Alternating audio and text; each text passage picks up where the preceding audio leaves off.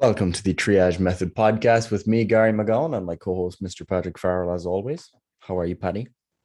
As per usual, Gary, I am absolutely splendid. Although, they changed the times and that always fucks me up, right? They did this daylight savings things and, it makes sense. It's cool. I understand that otherwise it would be, bright out at like 4 a.m. in the morning. However, it does always mean that it gets really fucking dark when I'm not expecting it. It takes me a good week or 2 weeks to get back into the rhythm of, the normal day, if you will, circadian rhythms and all that shit. But yeah, other than that, I'm pretty good, Gary. How are you? I'm very good, and I have to say I was quite happy about the extra hour that I got in bed this week because I was due to be driving to Belfast at 4 a.m. and that meant I got an extra hour, which was nice. So there That's you fair go. enough. But the worst thing about the extra hour is, especially if you forget, is that you forget. You're kind of like, you're not Yep. prepared for extra sleep, you know? Yep. And I was talking to some doctors in the hospital who were on call overnight, which meant that they had just worked 2 to 3 a.m. and then they have to work it again, which is fucking awful. That's just such a horrible kick in the balls when you're in the middle of the night, you're working, you don't want to be there, and suddenly an extra hour of work. So shout out to all the doctors, nurses, pharma people, security, etc., everyone else who works nights who had to do that. Anyway, this week's podcast is going to be about fatigue management. Okay. And this is going to lead into a discussion on pain and injury because the principles they cross over. There's different, things to discuss. But as an introduction, we want to talk about some of the basic principles of fatigue management as it relates to training programming. This is obviously something we have touched on in the last couple of weeks. So as we've been talking about the training process, it's basically impossible for us to discuss training frequency and volume and intensity without, paying attention to how much fatigue we're accumulating, the effects on recovery, the effects on results, that overtraining spectrum, etc. So it goes without saying that you can't just train more and more and more. Okay. There's some point at which you go from contributing to positive adaptations to maladaptation. And that could be injury. It could be just a lack of results. So your performance starts to suffer. You're breaking down more than you're building up, etc. Okay. So there's some point at which that occurs. It's very, very difficult to know where that point is in advance. And this is why we always recommend maintaining, some presence, some attention, some awareness to how you're actually feeling during a program.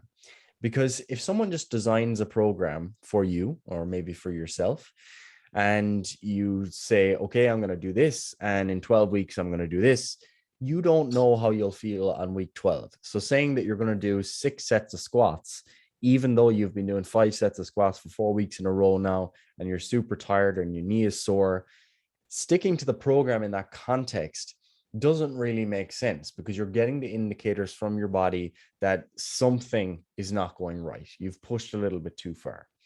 So the key point there is that it's not always predictable, but there's some point at which you're going to reach a threshold where no more training is going to be beneficial and it will potentially lead to maladaptation.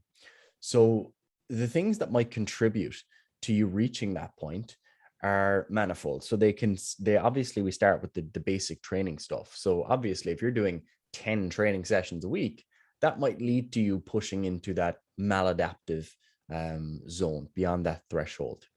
But similarly, or on the other side of the spectrum, I guess, you could just be doing your normal 5 sessions, but now you've got exams going on, you've got a new baby at home, you're not sleeping very well, etc. All of these non-training stressors basically give you less recovery resources. So less resources to be able to handle those stressors that you're applying during the training process. So while you may have previously been able to do 5 hard sessions per week, doing that now might leave you sorer, for longer, more fatigued in your daily life in terms of you not feeling very energetic, not feeling enthusiastic about going to the gym, wanting to leave the gym early, not wanting to do the next set, etc. So there's two sides of that equation there. It's what are you actually applying to your body in terms of the physical stressors of training? Okay, so, and obviously that what is composed of how many sets, how many reps, what weight are you using, how close is it to failure, how often are you doing that per week, etc. And then on the other side of things is what capacity do you have to handle that? Okay, and that capacity is determined by all of the other stressors in your life, your nutritional status, and another really important thing, which kind of underpins all of this, is how well trained you are already. This is a really important thing that people don't often, take into consideration, because they look at the programs that are, used by professionals in a given sport, and they'll say, okay, I'm going to follow that program.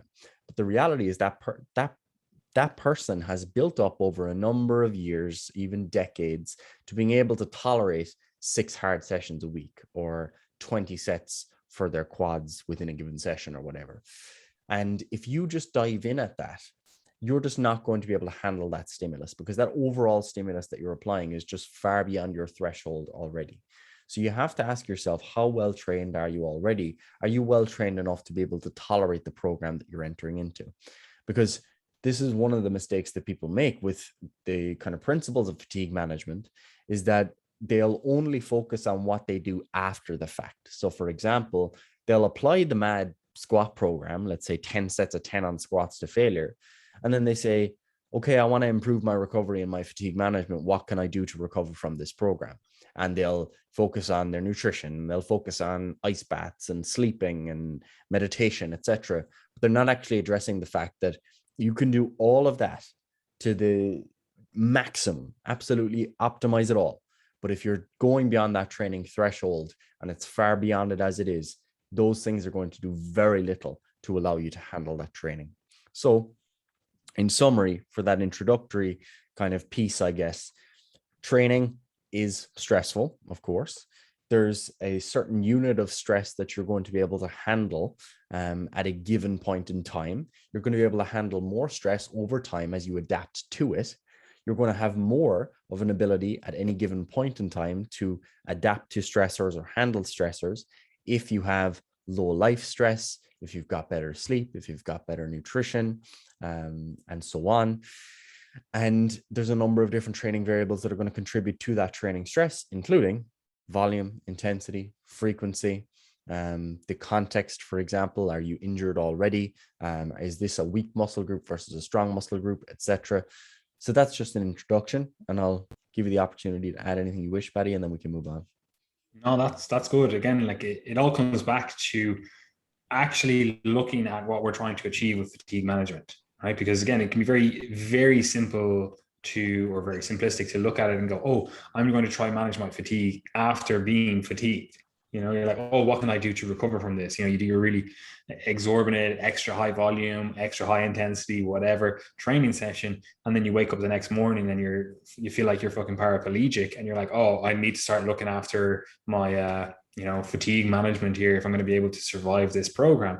And that's kind of ass backwards. Now, for 100%, there's going to be a case to be made that, at certain stages of your training program, your training career, whatever, you're going to have to endure more fatigue, right? And again, especially if you're trying to push the boundaries with your physique development, your strength development, whatever, right?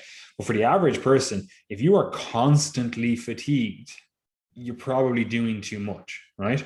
And we can look at it from the two sides of the equation and go, oh, it's the training stuff that we need to manipulate, or it's the recovery, all the other stuff outside of that we need to manipulate. But the ideal case here should be you manipulate both of them, and then you do the minimum effective dose for your training, and then you do the maximum effective dose for your recovery, because that's probably going to lead to the best results, and it's probably going to lead you to having the best life in general, right? And of course, I know whenever you tell someone to do the minimum effective dose, they're like, I like to do more. And 100%, like the two of us, of all people, are probably doing too much in general. So we're not going to hold you back from that. But you need to start at the minimum effective dose. You need to know what good recovery feels like, good fatigue management feels like, what it feels like to progress on, 5 sets per week. Like, can you actually manipulate your intensity, your overall training stress, or the reps you're doing, your technique, whatever, to maximize that 5 sets? Because it doesn't automatically get better by just having more sets to do, right? If anything, it gets worse. While, yeah, you're supplying a better training stressor in terms of, there's more volume of it. Oftentimes it just becomes junk volume. You're like, oh, well, if 10 sets is good, what about 15 or what about 20? And there's clearly a critical drop-off point where, doing more sets, it's not really getting you more, and all it's doing is accumulating to excess fatigue. So we need to keep that in mind. Like, I always think of it when people say, like, oh, like Donald Trump got $1 million from his dad. I think it was 1 million, could have been more, I don't know, whatever. Got $1 million from his dad, and he turned it into fucking $1 billion, whatever, right? And people are like, oh, well, if I got $1 million, I would be able to, turn that into $1 billion. But the reality of the situation is, if most people got $1 million, they would fucking waste it all. Right? Not to talk about his business practices or fucking whatever, we can spend all day talking about that. But the same principle holds true. Like, if you think you could do the same with $1 million, then why don't you do it with $10? Or why don't you do it with $1,000? Or why don't you do it like 100, whatever number, before you get to $1 million? Like, why does it have to be $1 million for you to be able to fucking 100 times this or 1,000 times this? If you're able to do this theoretically, do it with a smaller amount, right? And again, it holds true for the training stuff, where it's like, if you think 20 sets is going to be good, well, could you get the same benefit from doing 10 sets? Could you get the same benefit from doing 5? Oh, 3 sets, too little. You can't get any benefit from that. I'm just picking that number out of my ass here, but you know what I mean? It's like, oh, you actually need a little bit more than that. So you need to find these numbers for yourself. And again, like, you can look to the research, you can look to the stuff we've discussed, but generally, you're going to need to find the point for you where you can manage your fatigue, you can manage your overall training stressor, and then take into account your actual lifestyle, which, very often just gets ignored. And then we can start going, okay, this is how we're going to design our training program, and these are the fatigue management, techniques or whatever that we're going to use, right? Anyway, continue, Gary. Check. So with all of that said, let's see how we can actually apply Donald Trump's principles of business to training. So anyway, obviously it goes without saying that when we ask ourselves how much training should we do, like, the minimum effective dose approach, or leaning towards that, as Patty said, is going to lead to you kind of having a higher quality of life. You're generally going to be able to, feel a bit better every day. You're kind of maximizing a smaller unit of work. Now, if you're a professional, just even from a time perspective, like, yes, doing 2 hours in the gym versus doing an hour in the gym, if you're able to get the exact same or relatively the same results from both of those, why would you do 2 hours? Now, I know obviously people like training and whatever else. Cool. The both of us are in the same camp. But if we're talking about optimizing things, that's where we start. Yeah. And one of the things to understand here is that if you're a beginner, that minimum effective dose is super low. Okay. So you could do very little and get great results. Like, for example, you could do 2 sets of bench press and get great results. If you did 8 sets of bench press, you'd probably get better results. Yeah. But it's not that significant, because you're already getting such a benefit already. So there's kind of a large enough range across which you could get benefit, until you get to the point at which obviously there's no more to be gained. But when you're advanced, this is something that's really important to understand when you look at a highly trained individuals pushing themselves super hard all the time. The minimum effective dose and the maximum effective dose, effectively, they're so close together. So there's just this kind of small range at which someone's going to be able to get great outcomes. And that means that they have to push very close to the maximum amount that they can handle compared to the beginner. So that's why you might look at an advanced person's program and it looks like they're pushing themselves so hard all the time, and that's just because that is required, because they've tapped out so much of their benefits from training that they're going to get, because they've been adapting to it for 5, 10, 15, 20 years, and there's very little else to be gained. So they have to really fine tune everything to find that sweet spot of training that's going to allow them to continue adapting. But earlier on in the process, there's a pretty big range of, training dose range across which you can get those benefits. And very often, like, it's so much lower than you think you might actually require. So if you can benefit other areas of your life and you're in this for the long term and you're not a professional athlete, then leaning towards that kind of lower end of the spectrum, there's no shame in that, you know. So the next question is, what are the kind of main contributors, I guess, to fatigue in training? Because like fatigue management is kind of one of those things where it's kind of a commonly used phrase, but what do we actually mean? So when we talk about fatigue and we talk about the contributors to that, we can break it down into our basic training principles. So the first thing that we might look at would be the amount of training volume that you're doing. Now, we can just think of this, let's say, if we focus on a single body part and we focus on the number of sets that you're doing for that body part. So, for example, let's talk about the pecs or the chest muscles, okay? So this obviously involves joints as well because muscles cross joints. So we're kind of focused on the shoulder and the elbow joint as the joints of interest when talking about chest training. So we're kind of focusing on our pushing movements. You got your chest, you got your shoulder joint, and then you've got your elbow joint. You've obviously got triceps, delts, etc. as well involved. Now, if we start training and we're doing 5 sets per week and everything's going smoothly and we continue to increase that, there's going to come a point at which maybe your elbow starts to hurt or your shoulder starts to hurt or your chest just isn't recovering anymore. It's constantly tight, really sore for days. And that's that point at which you begin to cross that threshold. So for most people, somewhere between 10 to 20 sets per week per muscle group is going to be a tolerable range, and it's going to be a range that's going to lead to kind of fairly robust outcomes in muscle building. Okay, now obviously the less well trained you are, the lower it's going to be. The more well trained you are, the higher it's going to be.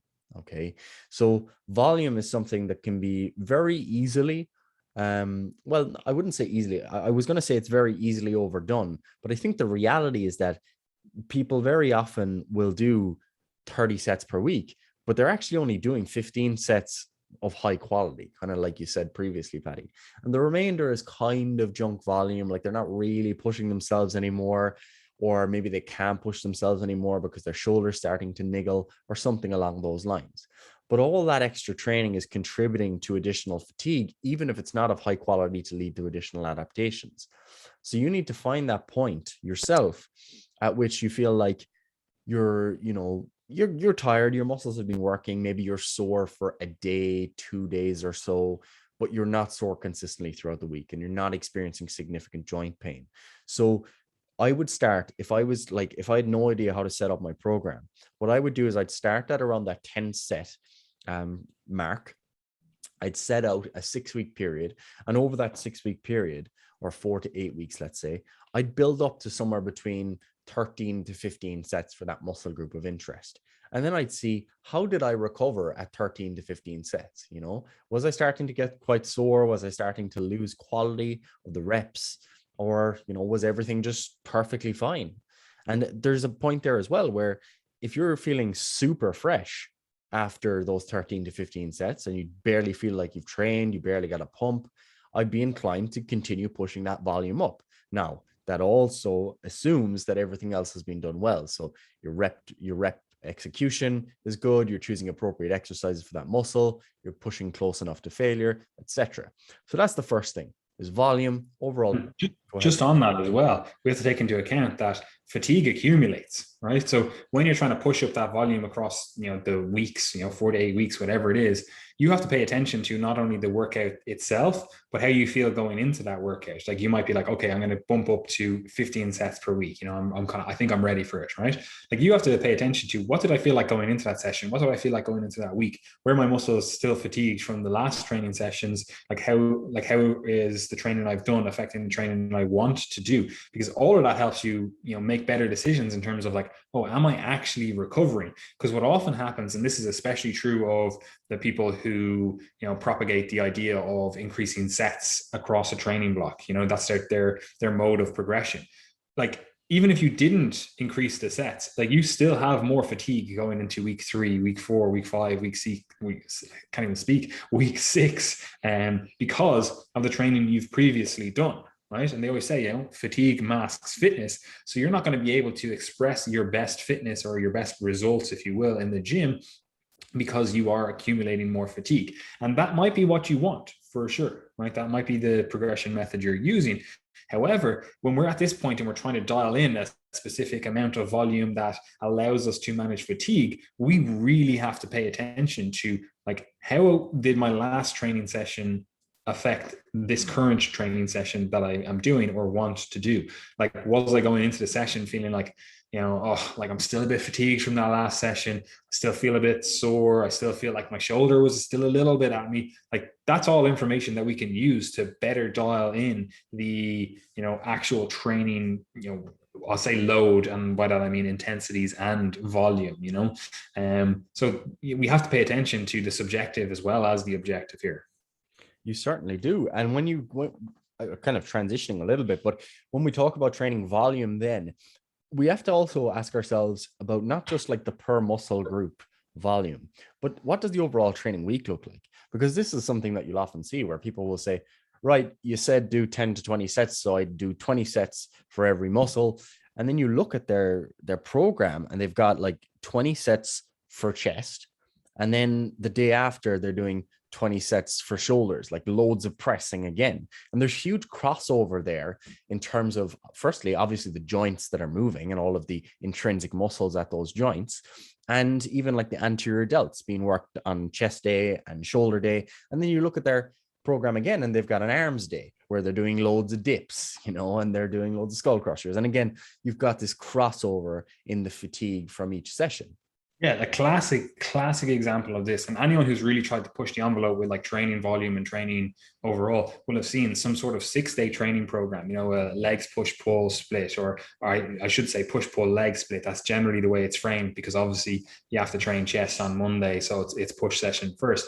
But just think about the crossover fatigue, because again, like Gary said earlier on, we're not just talking about muscles, we're also talking about joint structures overall. So think about this: if you did a push session on your first day, right, even if you're looking at the overall training volume in that session, you're going, okay, I'm going to keep this relatively in a good place. I'm only going to do whatever 8 sets for this muscle group. You're paying attention to it, right? And you're like, I'm going to repeat this next. I'm going to do a Monday chest and shoulders and tricep session, and I'm also going to do something similar on the Thursday, right? So like, there's 2 sessions there. You could look at that and go, oh, it's just those 2 sessions, the crossover between those 2 sessions that I have to be aware of. And that's just not the case. There's far more crossover, because think about this, right? First of all, you're using your shoulders when you're doing any chest exercise, so there's some crossover there. But okay, let's say you account for that. You're doing maybe less anterior delt work, and all your direct delt work is all like, we'll say middle delt work or rear delt work. So you're like, okay, I'm paying attention to that. I'm still managing fatigue.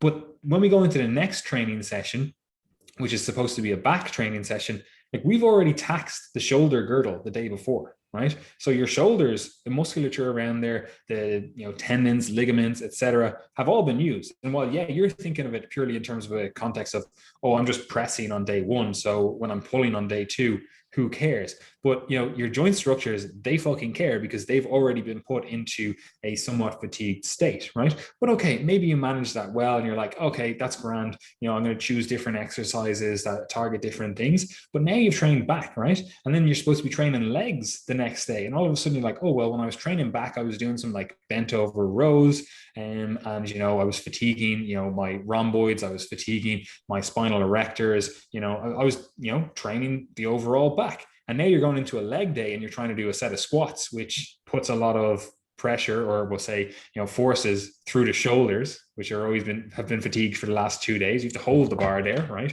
You're in this externally rotated position with your hands, everything, but you have to hold the bar there. And then also your entire back musculature is fatigued. So, stabilizing the bar is quite tough. And then you actually go to do the squat and you're like, oh, well, actually my low back, my spinal erectors were challenged the day before as well. So we're in a terrible recovery position from all of those different muscle groups because of the training sessions you've done previous to that. And then you go, all right, you know what? Thursday, we're back again. We're into chest, shoulders, triceps. And it's like, okay, well, when are you actually giving these different joint structures some time to actually recover, some time to actually, effectively manage this fatigue load over the overall week. And this is generally why with a lot of my clients, I do try to focus on, the minimizing the crossover effect, but also having some sort of rest period in the midweek period, and not just having like 3, 4, 5 days that run straight into each other, because that generally means that you're going to have a lot or a significant amount of crossover in general. Yeah, and that's huge, and especially I think for like the lower back ends up being a limiting factor for many lifters, because even if you just look at that like legs push pull setup, what people will often do is they'll have like a deadlift variation and some rows and stuff on their pull day, then they'll have their squats etc. on their leg day, and then their push day, it's like, okay, that doesn't seem like it's intense on the back, right?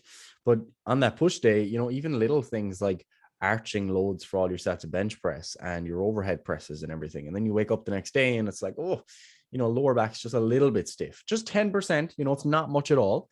But you then enter that leg session and you're going close to failure on your squats, and you're doing some glute ham or RDL or something along those lines, and again the back is like, maybe it's like 30% fatigued now, it's not too sore, but yeah, you're starting to feel it a little bit.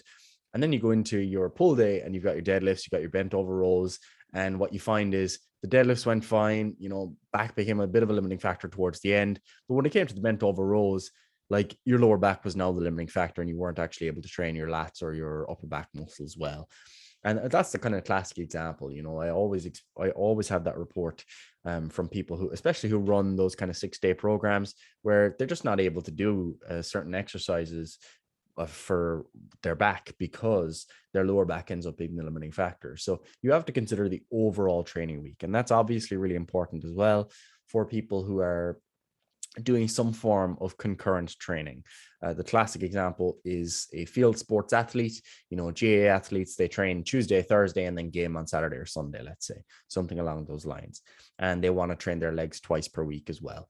And if you're, setting up that training week, you have to ask yourself, okay, when do I want my legs to be freshest? Okay. Is GA my priority? Yes, it is. I want to be able to perform well. Then you don't want your hardest leg day to be on Friday before the game on Saturday. Clearly, that's silly. Okay. So what you might do is have a hard leg day on Monday. You might go into Tuesday's training session feeling, a bit sore in the legs, but generally Tuesday might be the easier training session of the week before the game, let's say, something along those lines, or you don't push yourself as hard.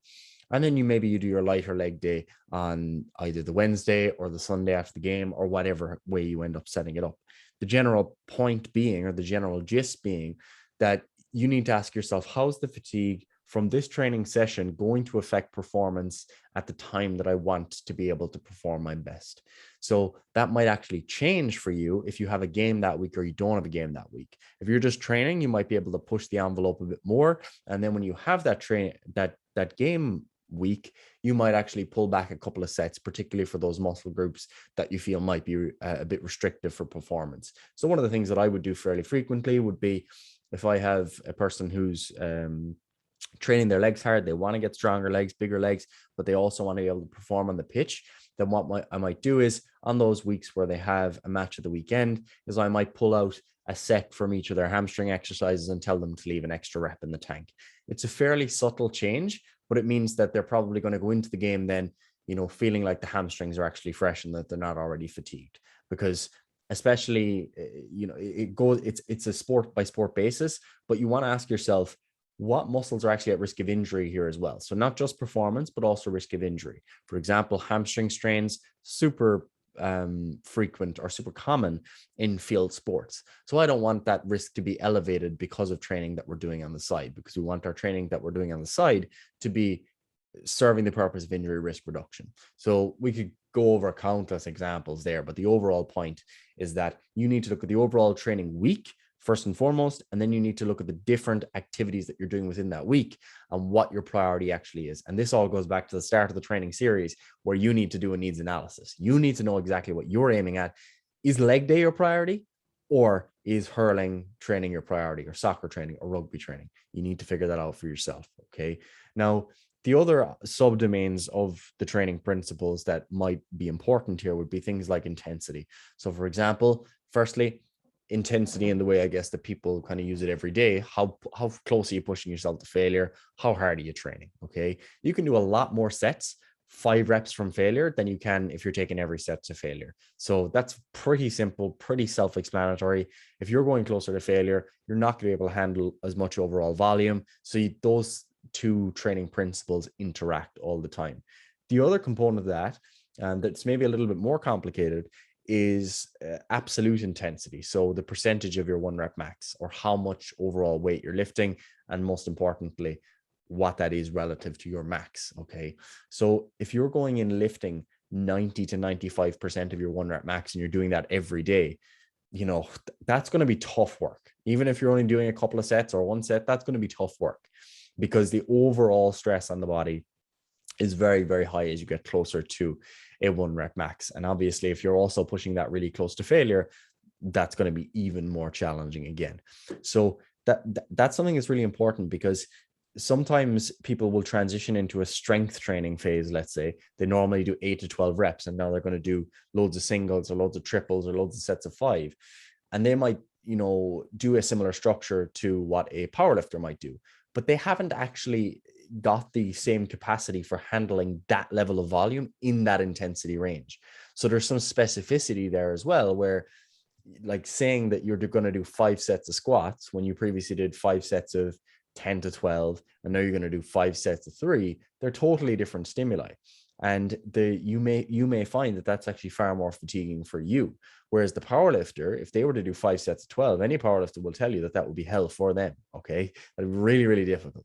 And that kind of goes back to, what are your own strengths and weaknesses? What are you used to? Obviously, there's individual factors like muscle fiber type and all that sort of thing. But the most important thing, I think, really, if you've been training for a while, is how different is what you're about to do from what you normally do. And if you were going to do, sets of 20 on squats and you've only ever done sets of 3, like that's just going to leave you so fatigued and so sore. And the other thing there as well is that there's somewhat qualitative differences in the type of fatigue that you're going to get from those different activities as well. So if you do, sets of 20, you're going to be super sore from a muscular perspective within and after the session. Whereas if you do sets of like 1 to 3, you don't get that same level of muscle soreness, but you get this feeling of just like dread and overall systemic fatigue. Okay. So you're going to feel really zapped. You're going to feel like, that gave you the same amount of fatigue that you would from 3 normal sets, and your head's kind of hurting because you push fully to failure. And anyone who pushed themselves to a true 1 rep max will know exactly what I'm talking about there. And there's also the additional thing there where when you work with heavier weights closer to your 1 rep max, any deviation from your normal technique is going to have a potentially bigger impact. So for example, if you're at 100% of your 1 rep max and you shift your hips slightly to the left, and now you're mainly on your left leg, you were already at 100%. So you don't actually have much more to give from that left leg. So there's a higher risk of potential catastrophic injury. Now, it's not very common at all, but if you were to do 100% of your 1 rep max every single session, then those small risks would certainly add up over time. So that's another thing that has to be considered in the discussion of fatigue. Do you have anything to add there? We'll continue. Oh, basically, you just need to manage your training load, intensity, and volume. Like we've talked about these principles before, and if you've understood the rest of the training series, the programming series, if you will, like you start thinking about these things, and then you start layering on the fatigue management stuff, and you go, okay, this makes a lot of fucking sense. This is probably why all these different programs that you see, propagated online or whatever, this is why these ones are more successful than these ones. Oh, this is why these certain populations struggle with these things. And then it starts all to kind of click a little bit more. Yeah. And the other thing that probably doesn't warrant as much discussion, because if you get the first 2 points related to volume and intensity, this is fairly clear, but that's training frequency. And when we talk about training frequency, it should be obvious to the regular listener, to someone who's paid attention to the volume discussion, that we have to consider volume when talking about frequency. So saying I train my legs 3 times per week. That doesn't really mean anything unless you tell me how many sets you're doing, what weights are you using, how close are you going to failure, etc. Because if you're doing 15 sets once per week and then you change to doing 15 sets 3 times per week, okay, that's ridiculous. Okay, that's clearly a massive increase in loading, and that's going to be really poor from a fatigue management and an injury risk perspective. But if you're doing 15 sets and now you do 5 sets 3 times per week, I can get on board with that, because what you're doing is you're spreading the overall training dose across the week. There's going to be less fatigue per session, but there might be a little bit of residual fatigue from one session into the next. But because the overall unit of fatigue is lower, it's not going to have a massive impact. So that's smart training Just planning. on that as well, one of the things as well that you might notice is that you actually get better results from that, because all of those 5 sets, and we're talking about this, are now at a slightly better I was going to say intensity. That's not really the right word, but they're at a better, crisper technique. You're actually able to push to a more effective dose with them, rather than going into, you do your first exercise and you do 5 sets of that, then your next exercise of 5. By the time you're on the kind of third set of that second exercise, you're kind of starting to drag a little bit. You get through the 5 sets, and then that last, let's say it's, a classic example, like you got some sort of squat, you've got a leg press, and then you've got some sort of leg extension. The squats, you're fatigued after them, but you hop on the leg press, it takes the loading off the low back. You're like, all right, my legs still have some juice left to give. You start pressing away. Again, you're to the third set of that leg press, and you're kind of like, oh, I really want to do another set. But you grind through, you get the 5 sets done. Then you get to that leg extension. And this is where, we talk about junk volume. Most people just kind of go through the motions on that. They're nowhere near, effective reps with this. Like, obviously they are close to it, but it's basically just kind of crap volume that you're just kind of going through the motion. There's no real control. They're not really pushing themselves.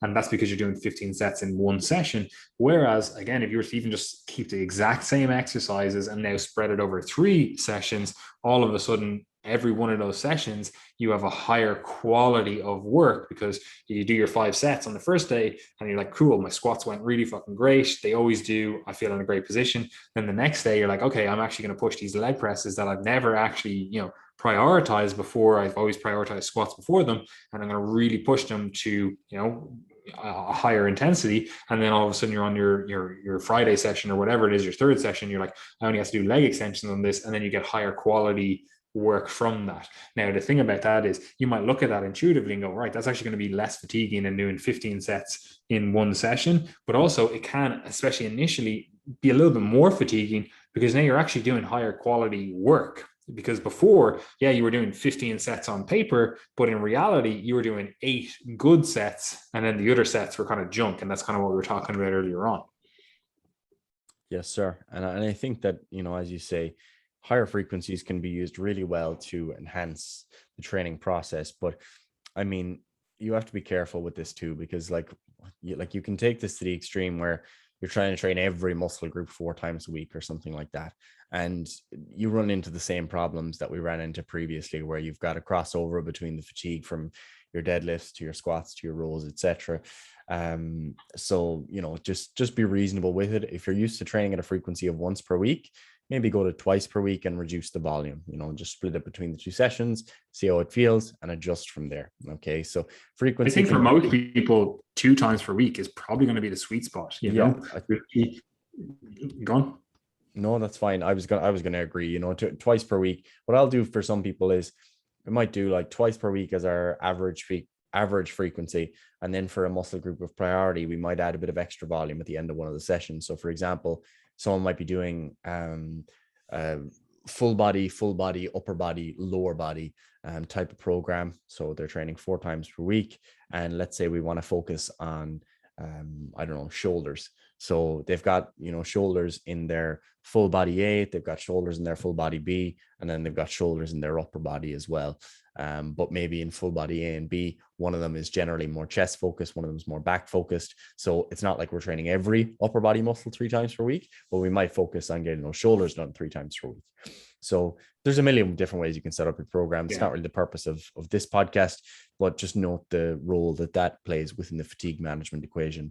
Now, I guess the final thing that I kind of want to touch on for this episode of the podcast, at least, is the role then that I guess the specifics of the exercise play there. And this is something before we actually go on to that, we should actually just cover one thing about intensity, and this is arousal.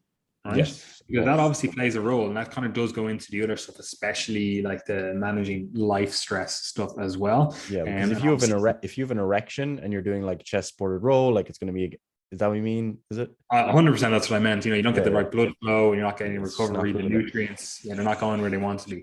No, obviously with arousal, I mean, is like how hyped up are you getting for your actual training sessions? Like you see these people going into the gym and they're cracked out on like, a gram and a half of caffeine and whatever other stuff is in their pre-workout.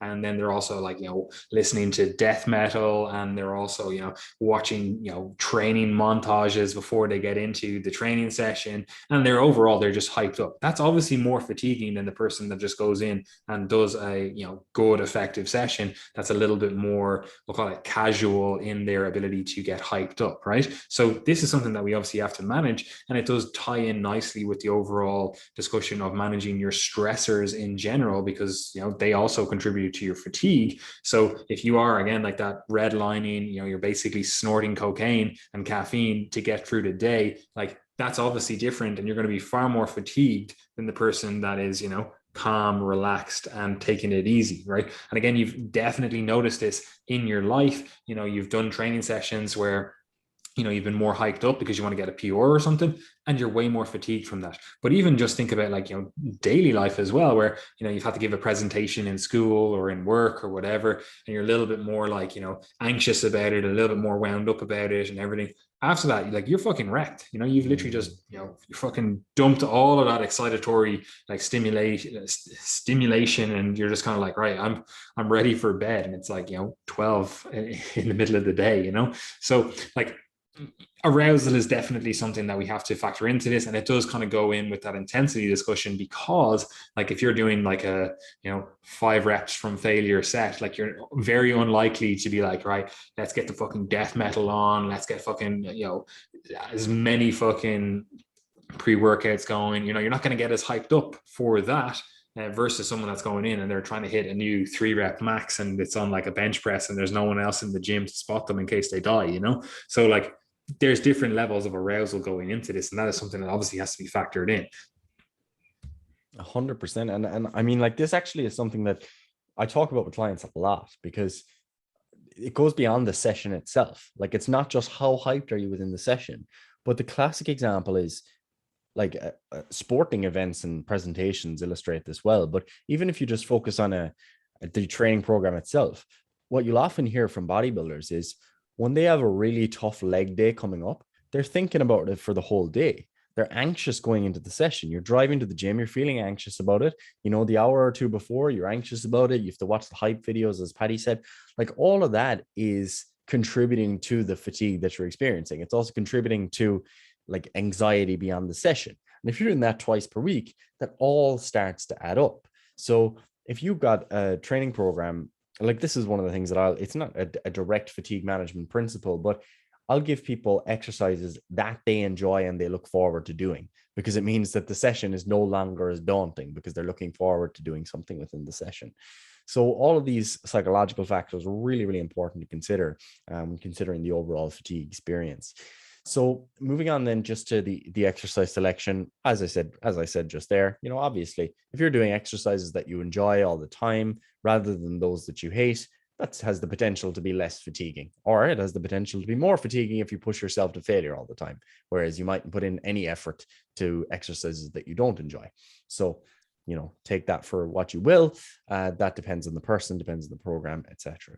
Now, the important detail here is that different exercises contribute different levels of fatigue. And fatigue is a vague term, and deliberately so in a way. And that's kind of why I like using it, because when we talk about fatigue, like all I care about, like it's like we don't care about like the specific millimole of muscle glycogen or whatever within the cell. Like that's not what matters. What matters to us is, how do you feel after the session? How do you feel going into the next session? Are you progressing, and are you getting injured? They're the things that really matter. Okay, so that's what we're focused on, and that's why a vague term actually works well here. And when we focus on, let's say, a deadlift, for example, and we try to quantify the fatigue, we could say that, okay, well, you get 1 unit of fatigue on your glutes and hamstrings, and you get one on the lower back, but you kind of get half a unit of fatigue on the quads and half a unit of fatigue in your forearms, etc. But what really matters is asking yourself, how does this fit into your overall program? And what we know is that when you're using more overall musculature, like in a deadlift, that's going to be having greater overall impact on your fatigue. Okay, so even looking at that and calling it one unit of hamstring fatigue and comparing that to like a lying leg curl, it's just not a fair comparison, because very clearly there's a difference there in terms of the overall amount of muscle that you're using. And that's fairly intuitive if you've ever trained, if you've been to a gym. So deadlifts, squats, overhead presses, more complex exercises like clean and press, etc. Basically any movement, particularly those where your whole body is under load. Some people call it axial loading. And you're using lots and lots of muscles together. That's generally going to be a lot more fatiguing than an isolation type exercise. And in particular, the fatigue there is going to be greater systemically. Okay, so the overall fatigue on the system, on your physiology. However, if you focus on something like let's say a seated leg curl, if you're doing a seated leg curl, you mightn't feel that fatigued after it in terms of systemic fatigue, but you might actually have a lot more muscle soreness after the seated leg curls in your hamstrings than you would if it was a deadlift. And this is kind of the difference between local and systemic fatigue. And this is, it's enough of a it is important to specify at least that far. Okay, you have to ask yourself, what's the systemic fatigue and what's the local fatigue? In that case, there's actually another level of analysis that sometimes becomes more important for some muscles than others. And that is, what range of motion, or rather what muscle length, is this exercise training that muscle at? The seated leg curl is a good example, because the seated leg curl and the lying leg curl train the hamstrings at opposite ends of that muscle length spectrum. When you do a lying leg curl, your hamstring is really short at that end position. When you're at the so-called stretch position, your hamstring still has plenty of length left to go. When you're in the seated leg curl, you're going to be accentuating the stretch, or maximizing the stretch or load on that stretch, rather than that shortened position. So the difference there is that when a muscle is trained in its lengthened range, that generally leads to more soreness and or muscle damage in the days to follow. And as a result, that's going to carry a higher unit of fatigue in some sense than the lying leg curl. Okay, so they're both applying a stimulus to the hamstrings. They both carry a certain amount of fatigue, but the soreness that's going to accumulate is going to be greater for that seated leg curl. That's one of the really important principles to get here when it comes to exercise selection, because there's actually inherent limitations in getting some muscles into their length and range. The classic one is shoulders. Some people feel like they can do as much shoulder volume as they want without any excessive muscle soreness. And that's because it's quite difficult to get the deltoids into their length and range. And in particular, it's very difficult to get the lateral fibers or the outer fibers or middle fibers into their length and range, because what happens with those is that as you begin to stretch them, well, you kind of run into the side of your body, so you can't really do much about that. So they can get into a longer position when your arms in front or your arms behind, but in general, they're not getting stretched very much. So you can do tons and tons of lateral raises without that much muscle soreness. Whereas if you were to do the same volume of RDLs and seated leg curls, your hamstrings would be in bits. Okay. There's other there's other minutiae there in terms of the average length of specific muscles, like where they're strongest. Different muscles vary in terms of what sarcomere length they're going to produce the most force at, etc. But that stuff is not particularly relevant for this conversation. The main thing is, are there exercises, like in terms of the practical application of this, are there exercises that leave you feeling way sorer than others? And if so, be more tentative when adding in extra sets of those. So I would generally be a lot more conservative when adding in sets of RDLs and seated leg curls than I would be giving someone sets of lateral raises. Like if someone wants to do more shoulder work, I'll say, yeah, go on, add in 4 sets of lateral raises, do them to failure. It's no problem. Okay. It's not going to be a big deal. But the same thing could not be said for hamstrings. You do 4 sets of seated leg curls to failure, focusing on that length and range, and your hamstring is going to be sore for days, especially if you're not used to it. So it's kind of the final. There's definitely loads more we could discuss, but I think that's the final basic point Yeah, I want to just move it on to kind of wrap this up.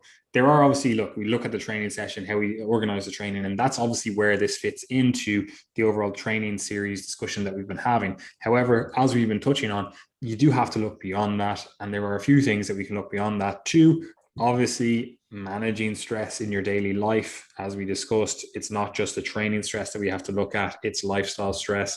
So again, that's beyond the scope of this podcast, but it is something that we need to look into. Sleep obviously plays a role in this. Again, it plays a role in that recovery, that recharging, etc. As does eating enough. It's going to fuel the training session itself, but also it's going to fuel the recovery from the training session, right?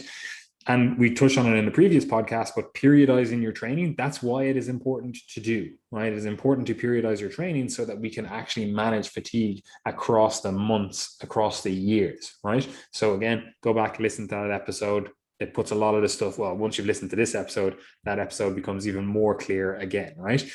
Obviously, again, on top of that, and we talked about it in previous episodes, auto-regulating your training, like actually listening to the subjective and somewhat objective feedback of your body and going, okay, how do I feel? Oh, I'm actually feeling beat up to fuck. So I was supposed to do, 3 sets here and they're supposed to be, close to failure. I don't think I'm ready for that. So I'm actually going to just auto-regulate my training. I'm either going to reduce the load or maybe I'm going to go a few reps from failure. Like that is something that, especially as you get more advanced, it becomes easier to do itself because you're actually not just ego driven anymore, but also you understand when to put the foot down and when to pull back.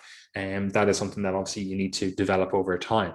So all of those things, they play a role in, this overall fatigue management. And I'm sure you have some things to say, but what I want you to really touch on and finish up on is like, where do different tools like, ice baths, foam rollers, Theraguns, different things like that, that are often marketed in terms of helping manage fatigue, like where do they fit into the equation? Yeah, the big area that this fits in quite well for me is when you're doing a period of training or a period of competing in which your participation in that level of training is basically unavoidable, or that level of exposure is basically unavoidable. So an example of this would be, let's say you're, playing sport and it's a very intense period of the season and you just got to keep showing up to training and keep performing because this is really important. Anything you can do to get back on your feet and train again sooner and feel better sooner is fine by me. Okay. So if you feel better after a massage or foam rolling or ice bath or whatever that lets you get back on your feet, by all means, go ahead. Now, the important thing is that there's a difference between recovery and an adaptation. So these things can get you back on your feet, but it doesn't necessarily mean that it's leading to greater adaptations. Okay. And that's a really important point because this is something you see with, I think, ice baths, but cryotherapy, more advanced cryotherapy in particular. You can get enhancements in recovery and the blunting of certain, inflammatory markers. But one of the trade-offs then might be that you get poor adaptations to your training, because while you can get back on your feet and get rid of some muscle soreness, you're not necessarily enhancing adaptations. You're actually compromising it because you're blunting some of the signals that would lead to adaptation. So there has to be some degree of degradation or disruption to the system where you feel a bit crap for a while for you to be able to adapt and get stronger. Now, the key thing is that when you're within a competitive phase, or let's say a multi-day competition in martial arts or the Olympics or whatever, you actually are not trying to get better. Like, you've done that. You've done all your building. You've done all your investment into your fitness. And now it's about expression. So anything you can do to get you back on your feet to express your fitness better, that's absolutely, going to be great. Now, there are plenty of people who use things like foam rolling or stretching or a Theragun after workouts to make themselves, feel better as part of a recovery routine. There's nothing inherently wrong with that. If it makes you feel better, that's perfectly fine. It's certainly not a necessity. And the only time I would have an issue with, someone using these things for recovery or suggesting them for recovery would be when they're, making them out to be necessary, or that they're going to massively enhance adaptations, because the reality is they're not really. Okay. Foam rolling, for example, you might do it and get a very short-term increase in range of motion, or you might feel like you have a little bit less muscle soreness coming off it, but it's not really going to enhance your training adaptations by any stretch of the imagination. So in terms of managing overall fatigue, very minor effects, useful within competitive periods or periods where expression of fitness is a priority, probably less useful when you're just trying to build, but personal preference as well. If it's part of your recovery routine, makes you feel good, and you're not taking time away from training, by all means, go ahead. The issue is when people start to use these things as part of their limited training time. So if you're a regular person working during the day, coming home to your family at night and cooking dinner, etc., and you've got an hour that you can train per day, taking 20 minutes to foam roll out of that hour is probably a poor use of your time, when in fact you could be training more, and fatigue management probably isn't even that important because you've just got an hour to train. You need to get after it. So yeah, look, we could do a whole podcast. The only other tip to them as well, I suppose, is also the fact that people do them or use these tools instead of doing all the stuff that we just talked about in this episode. Yes, and actually absolutely. Managing their training, or looking at their stress, looking at their lifestyle, et cetera, et cetera. So that can also be a negative, where people basically use them as a band-aid, because they do provide some, benefit, even if it's transient, I should say. Like, you'd be like, oh, actually, I feel more recovered. And, that's fantastic. If it, like you said, you're trying to compete and you're like, I have a competition in an hour, 2 hours, 3 hours, and I just came off, another competition or another event or whatever. So they can be definitely useful in that respect.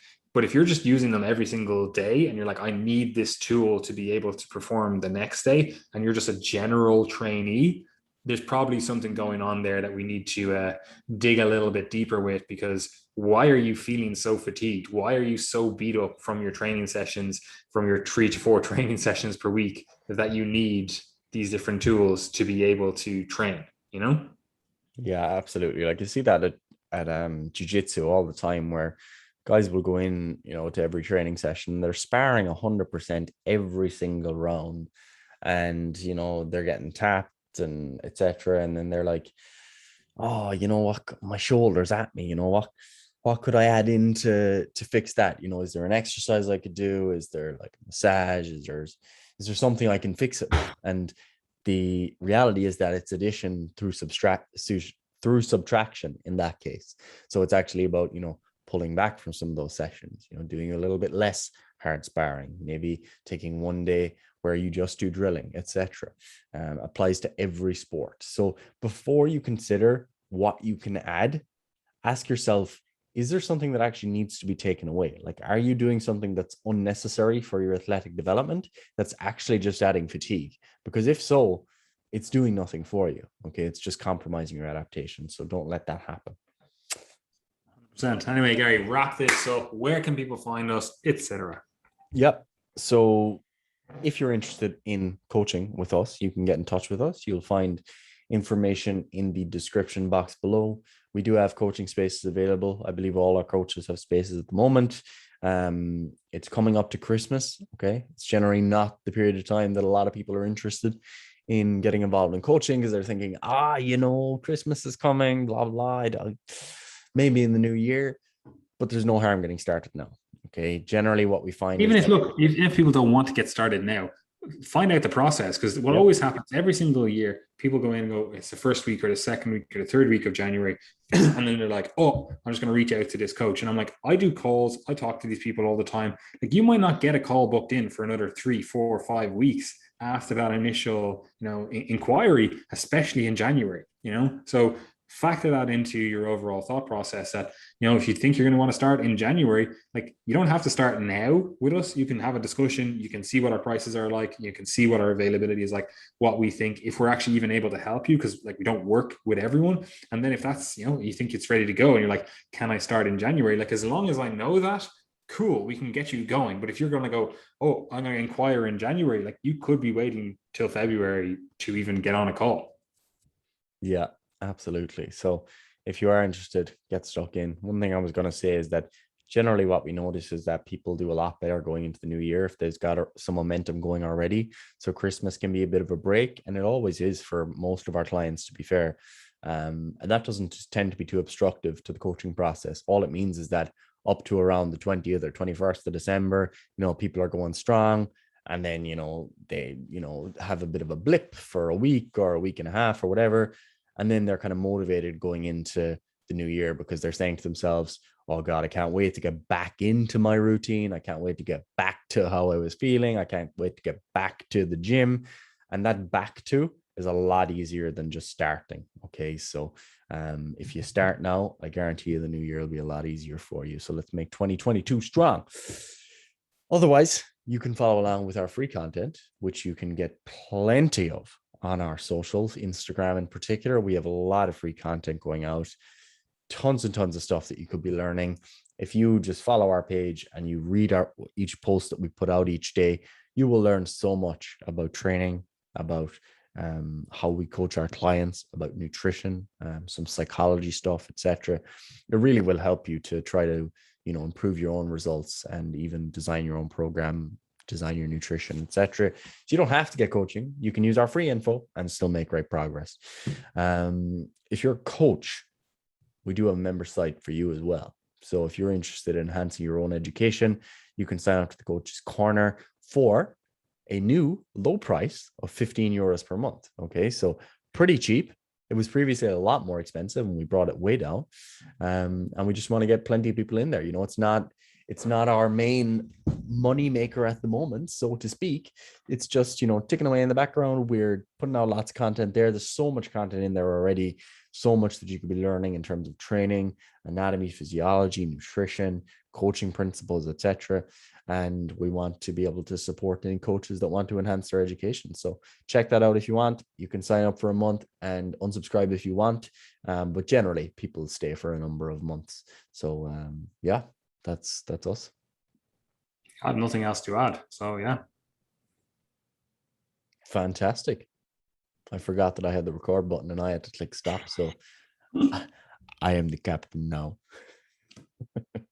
Goodbye, everyone. Thank you very much. Yeah.